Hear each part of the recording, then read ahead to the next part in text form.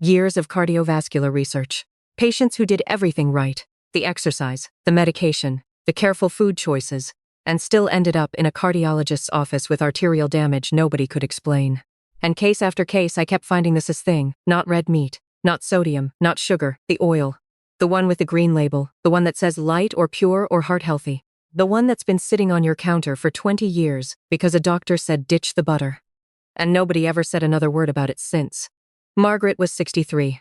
Retired physical therapist from North Carolina. She exercised 5 days a week, cooked almost every meal at home, used what she called the good oils for decades, the ones with the heart-healthy labels. One Tuesday morning she woke up with pressure behind her left eye. Assumed it was a headache. Sat down at the kitchen table to let it pass. 40 minutes later, her husband walked in, and the left side of her face had dropped. At the hospital, the neurologist reviewed her imaging and said something that changed how I think about dietary fat in aging patients. Her arteries are severely stiffened. Significant plaque accumulation. This has been building quietly for a long time. Her husband asked the only question that mattered: what caused it? The doctor ran the checklist. Smoking? No. Diabetes? No. Family history? No. Nothing that explained the severity of what the scans were showing in a woman who, by every standard measure, had been taking care of herself for decades. Then the neurologist asked a question nobody in that room saw coming. What kind of cooking oil does she use? Nobody knew. That question followed me out of that hospital. Because in the literature I'd reviewed, there was an answer. A documented, peer-reviewed, increasingly well-established answer about what certain cooking oils do to aging arteries, and why the body after 60 is specifically, measurably more vulnerable than it was at 40. Almost none of it had made it into a standard doctor's appointment. That is what this video is about. The oil on your counter right now. The one you chose deliberately. The one you trusted. Maybe doing something to your arteries that no one has ever connected to what you cook with. Not because the research isn't there. Because nobody has explained it to you in plain language. That changes today. My name is Dr. Savannah Blaire. This channel does one thing. Helps adults over 60 understand what the research actually says about their health. In plain language, no trends, no single studies pulled out of context. Years of cardiovascular and nutritional literature, focused on the daily habits most doctors never ask about in a 15-minute appointment. Here is what almost nobody says out loud in that appointment. The fat you cook with every single day is actively shaping the condition of your arteries. And after 60, that relationship becomes more consequential, not less.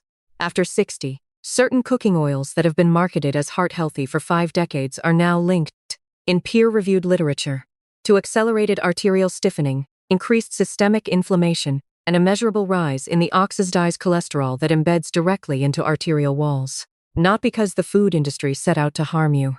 Because the science that approved these oils was designed before we understood how heat, processing, and the aging vascular system interact. And nobody went back to redo the math with you in the room. Today I'm walking you through 5 specific oils I would personally reconsider after 60. I'll tell you exactly why the biology changes as we age, what the research actually says about each one, and at the end, a practical switching protocol you can implement this week. No kitchen overhaul required. Stay with me through all 5. Number 3 is the one that stops people cold. It's in almost every household in this country. It carries a heart-healthy label. Most people have been told it's the responsible choice their entire adult lives. And number 5 is the one almost nobody is talking about yet, but the emerging research raises questions every adult over 60 deserves to hear before their next grocery run. Before we get into the 5 oils, you need one concept. Without it, nothing I'm about to say will fully land. I call it the vascular aging lens. In your 40s, your arteries are elastic. They flex, adapt, recover. Your body runs robust antioxidant systems that neutralize a significant amount of oxidative damage from imperfect dietary choices. Even if your oil isn't ideal, your vessels have real repair capacity. After 60, 3 things change. First, your arterial walls begin to stiffen. The elastin fibers that give arteries their flexibility degrade with age. Normal aging. But it means your arteries arrive at your 60s already more vulnerable to inflammatory assault. The wrong cooking oils deliver exactly that assault, quietly, every single day. Second, your body's ability to process oxidized fats declines. Certain oils, under heat, produce toxic compounds called oxidized lipids and aldehydes. In a younger body, these are largely neutralized before reaching the bloodstream in meaningful concentrations. In a body over 60, research shows these compounds accumulate in arterial walls more readily. accelerating the plaque building process that leads to heart attack and stroke. Third, what I call the silent inflammation loop. Oils highest in omega-6 polyunsaturated fatty acids, consumed at the quantities typical of a modern kitchen, shift the body's inflammatory balance in a direction that favors arterial damage. Chronically elevated inflammation doesn't announce itself. No fever, no swelling you can point to. It just quietly stiffens your arteries, year after year, until something finally gives. That's the vascular aging lens. Keep it in mind as we go through each oil. Before we begin, drop your name and where you're watching from in the comments right now. I read every single one.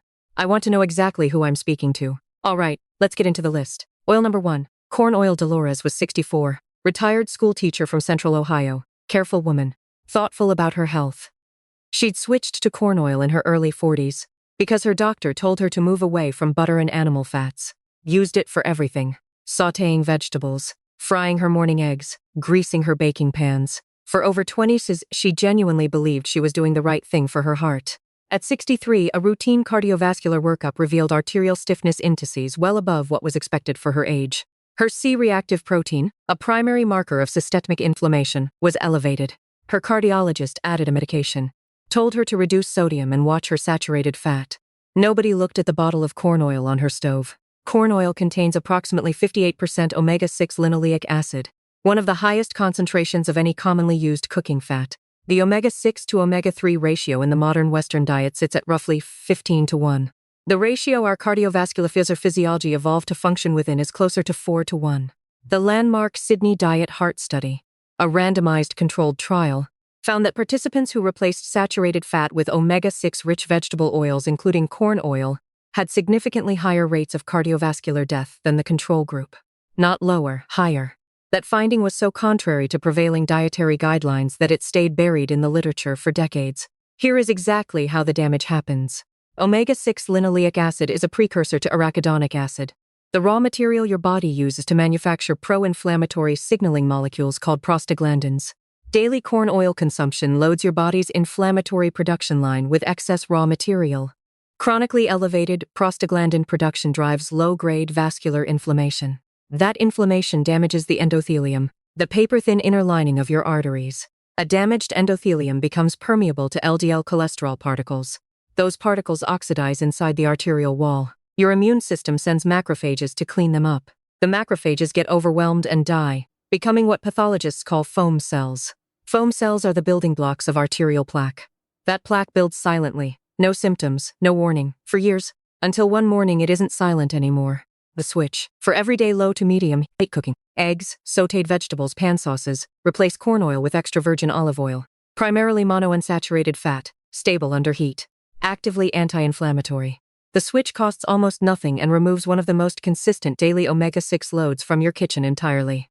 Oil number 2. Sunflower oil. Robert was 71. Retired engineer from the Pacific Northwest, precise man. He'd done his research. He'd read that sunflower oil was high in vitamin E, had a high smoke point, and was ideal for high-temperature cooking. He used it for everything that went into a hot pan. His olive oil was reserved for salads and cold drizzling. Because he knew enough to keep olive oil away from high heat, Robert believed he had this figured out. At 69, his coronary calcium score came back at 440. Anything above 400 places you in the highest risk category for a major cardiovascular event within the next several years. His cardiologist added a statin and low-dose aspirin. Robert reduced red meat, added more fish, switched to whole grains, kept using his sunflower oil, because the label said heart healthy, and nothing in any conversation with any doctor had ever suggested otherwise. Here is the nuance almost nobody hears, and it matters enormously. There are two fundamentally different types of sunflower oil, and the distinction is almost never clear on supermarket shelves. Standard sunflower oil contains up to 68% omega-6 linoleic acid, among the highest concentrations of any oil in common use. High oleic sunflower oil is a different product entirely, selectively bred to contain primarily monounsaturated fats, making it substantially more stable and far less inflammatory. The problem is that the vast majority of sunflower oil sold in grocery stores is the standard variety. A 2023 review in Nutrients found that high linoleic acid intake from standard vegetable oils was associated with elevated oxidative stress markers and measurably reduced endothelial function, specifically in adults over 65. The damage from standard sunflower oil intensifies under heat. This is the part most people never see coming. At cooking temperatures, omega-6 fatty acids oxidize rapidly. They produce toxic aldehydes, specifically a compound called 4-hydroxynonenal, or 4-HNE, shown in research to damage arterial wall cells DNA, impair mitochondrial function, and accelerate endothelial aging. The higher the heat, the longer the cooking time, the greater the aldehyde production. Those aldehydes don't stay in the pan. You inhale them as vapor while you cook. You consume them in the food itself.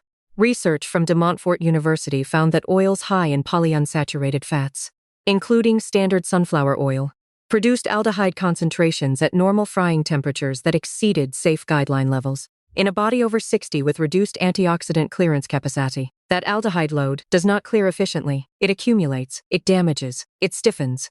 The switch. If you want sunflower oil's neutral flavor and high smoke point, look specifically for high oleic sunflower oil. Those exact words on the label.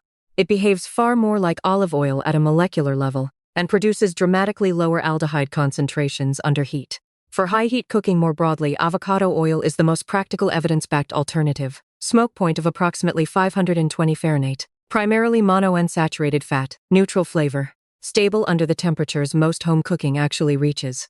Oil number 3. Canola oil. Patricia was 68, retired nurse from Georgia. If anyone should have had this figured out, it was her.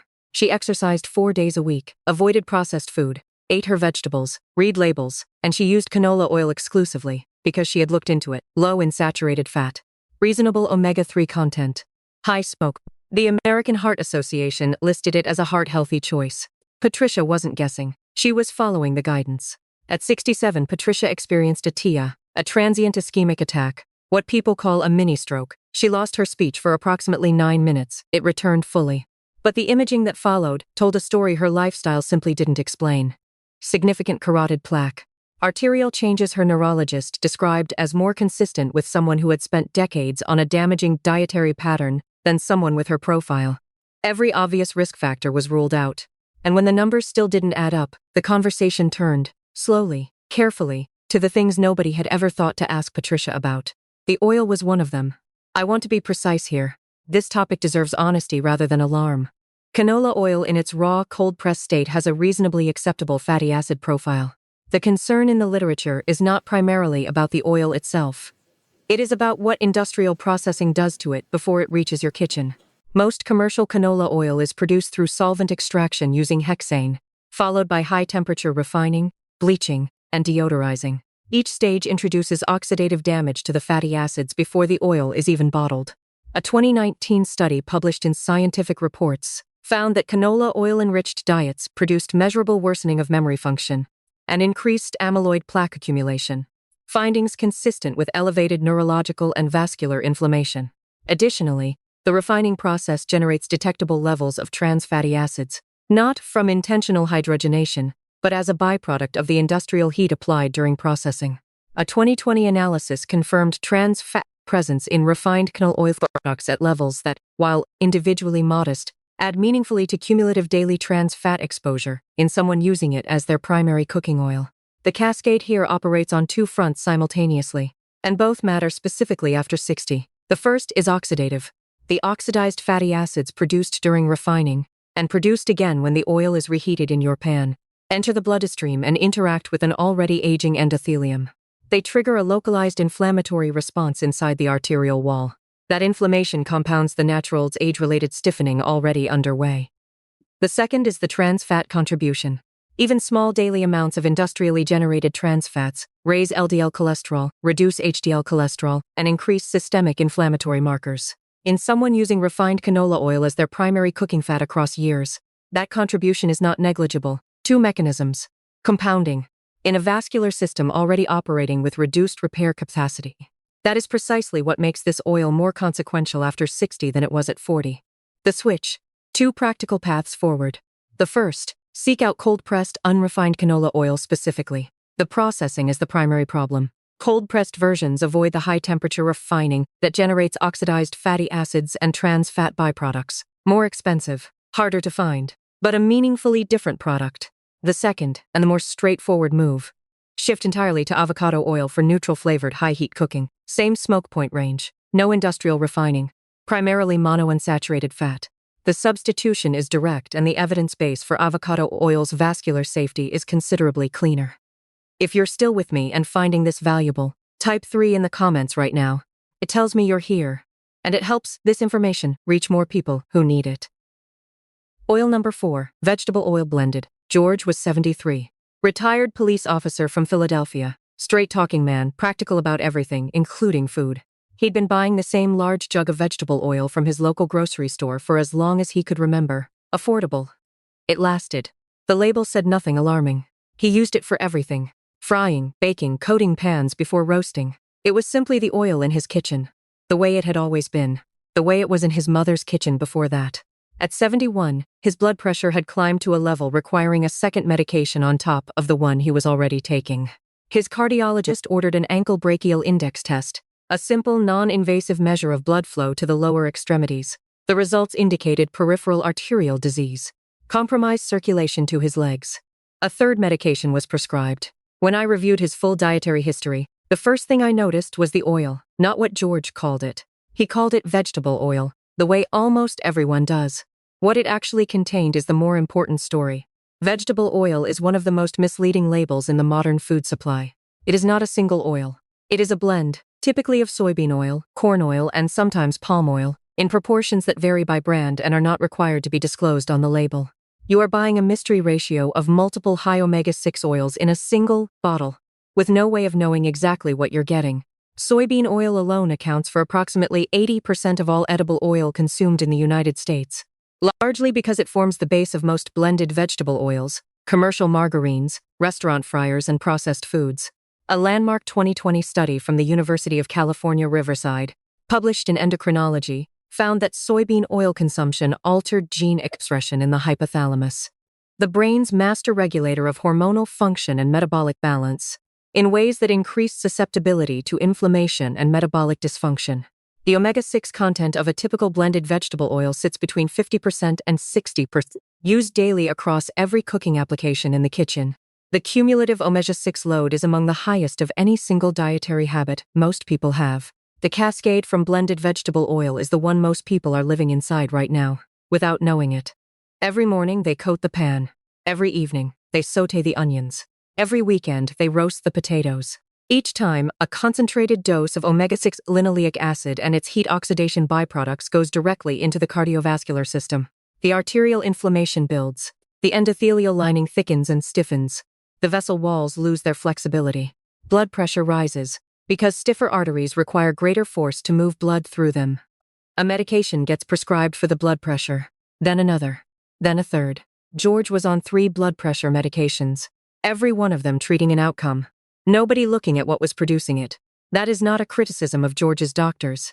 It is a reflection of how little time exists in a standard appointment to go beyond the numbers on a chart and into the kitchen where those numbers are being made every single day. The switch. This single swap carries more practical impact than almost any other change I can suggest. It removes the highest volume source of daily omega-6 exposure from your kitchen in one move. Stop purchasing generic blended vegetable oil. Replace it with extra virgin olive oil for everyday cooking at low to medium heat. Avocado oil for anything requiring a hot pan. 2 oils. That is the entire replacement framework.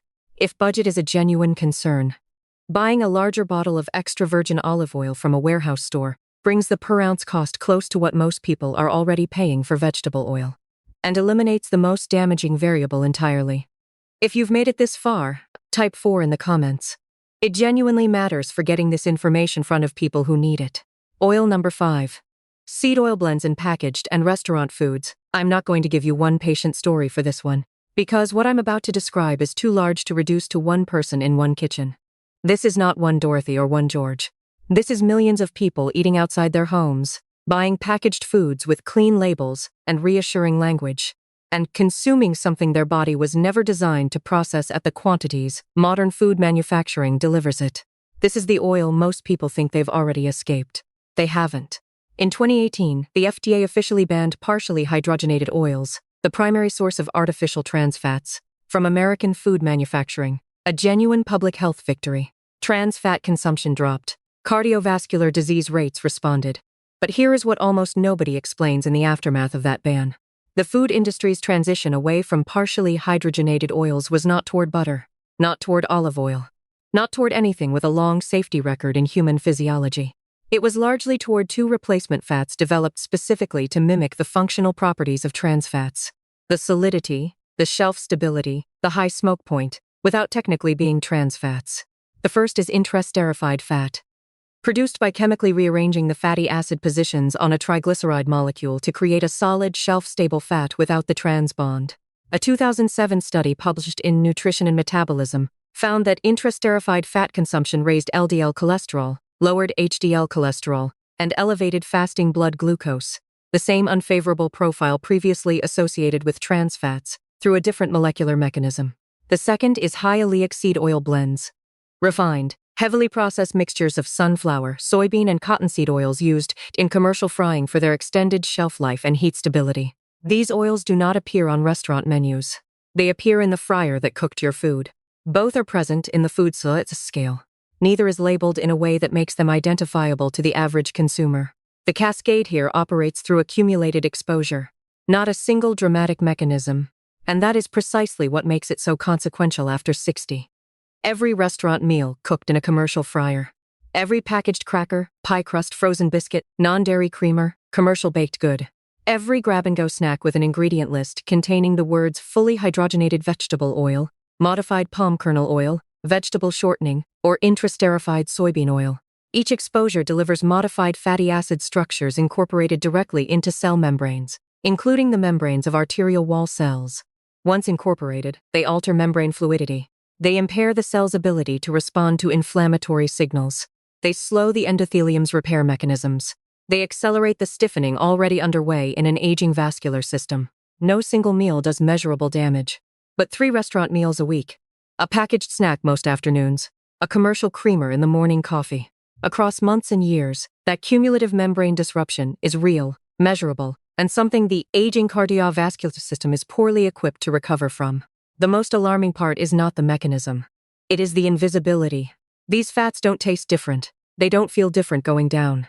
They carry no warning on the label that would cause a health-conscious 68-year-old to pause. They are simply in the food, doing what they do, in silence. 3 practical steps, starting this week. Read the ingredient list, not the nutrition facts panel. The nutrition facts panel will show 0 trans fats, legally accurate, because intraesterified fats are not trans fats. The ingredient list is where the truth lives. Look for these phrases and treat each one as a signal to put the product back on the shelf. Fully hydrogenated vegetable oil, vegetable shortening, modified palm kernel oil, intraesterified soybean oil, fractionated palm oil. Ask one question at restaurants you visit regularly. What oil do you cook with? Any kitchen that takes its food seriously will answer without hesitation. If the answer is vegetable oil or a blend, and this is somewhere you eat weekly, that is meaningful information about your cumulative weekly exposure. Cook from whole ingredients at home as your default, not a rigid rule, a default. Every meal cooked at home with olive oil or avocado oil is a meal that did not deliver intraesterified fat or commercial seed oil blend into your arterial walls. Over a week, that arithmetic matters. Over a year, it matters enormously.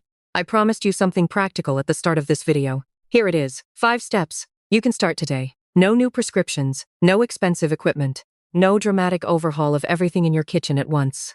Step 1. Open your cabinet and read what is actually there. Pull out every oil, every cooking spray, every bottled marinade, every salsa dressing you use regularly. Turn each one over and read the ingredient list, not the front label. The ingredient list.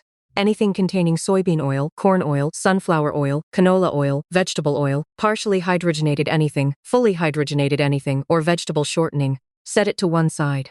You are not throwing it away yet. You are seeing the full picture for the first time. Most people find 3 to 6 products in this first pass. Some find more. The number is not the point. The awareness is. Step 2. Identify your highest exposure moment. Where do you use the most oil in a typical day? Frying eggs in the morning? Sautéing vegetables at dinner? Coating a pan before roasting? That single highest exposure moment is your highest priority switch. It is the one delivering the most consistent daily load to your arteries. Start there. Just there. One change before anything else. Step 3. Make the primary replacement. For everyday cooking at low to medium heat, eggs, sautéed vegetables, pan sauces, anything that doesn't require a screaming hot pan, replace whatever you've been using with extra virgin olive oil. The evidence behind this specific switch is not modest. The PREDIMAGE trial, one of the largest and most rigorous dietary intervention studies ever conducted, found that a Mediterranean diet, supplemented with extra virgin olive oil, reduced major cardiovascular events by 30% compared to a low-fat control diet. The monounsaturated fats in extra virgin olive oil are heat-stable at moderate temperatures, actively anti-inflammatory, and carry a decades-long safety record in the context of arterial health specifically. One bottle, one swap, that is the foundation. Step 4. Add avocado oil for high heat. For anything requiring a genuinely hot pan, searing meat, stir-frying, high-temperature roasting, avocado oil is the most practical evidence-backed option available. Smoke point of approximately 520 degrees Fahrenheit. Primarily monounsaturated fat, neutral flavor. Stable precisely where the oils we covered today are most vulnerable. 2 oils in your kitchen. Olive oil for everyday. Avocado oil for high heat. That is the entire replacement framework. Step 5. Ask one question every time your doctor recommends a new cardiovascular medication. Have we looked at what I'm cooking with? Not confrontationally, as a genuine question. Because the conversation about arterial stiffening, elevated blood pressure, and rising inflammatory markers almost never includes a review of the daily fat exposure coming out of your kitchen. You are entitled to have that conversation. Any physician paying close attention to your long-term vascular health will welcome it. And if that question is met with dismissal, if the response is that diet doesn't really matter at this level of detail, that is important information about whether the full picture of your cardiovascular health is being seen in that room. There is a difference between a kitchen that avoids the obvious bad foods and a kitchen actually built around the biology of your aging arteries. Those are not the same thing. For most people over 60, the gap between the two is not dramatic. It does not live in the foods they know are harmful. It lives in the things so ordinary, so familiar, so long present on the counter and in the cabinet, that they stopped being choices years ago. They just became the way things are done. The bottle of corn oil is not sinister. The jug of vegetable oil does not look like a cardiovascular risk factor. The canola oil with the heart on the label was purchased in good faith by a person trying to do the right thing, based on guidance they had every reason to trust. That is not a personal failure. That is what happens when the science moves and the messaging does not move with it.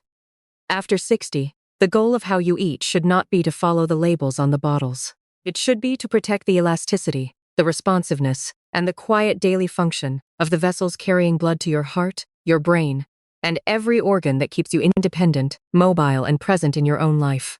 The best thing I have observed in patients who make these changes is not dramatic.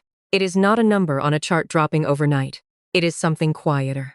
The moment a person realizes that the daily choices happening in their kitchen, choices so small they had become invisible, were not neutral. They were adding up, and now they are adding up differently.